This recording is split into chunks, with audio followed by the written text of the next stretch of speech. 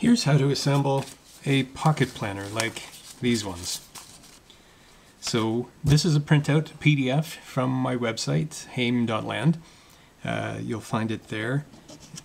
And so you print that out, and it's a matter of folding it in half a couple of times. First along the long side, and then a second time. So you're folding right to left into quarters, and open that up, and you'll see there's a line here that shows where to make a cut. So just sharp edge, and there you go. And then fold that back, and then same with the other side.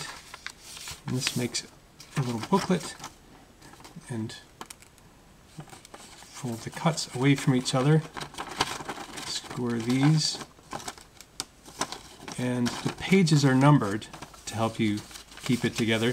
Now, it's very difficult to get this all to line up perfectly, so you can fiddle with it a bit, but this is just meant to carry around in your pocket, semi-disposable.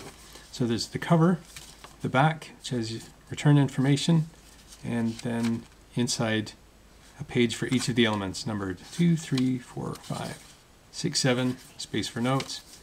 So I hope you find this useful.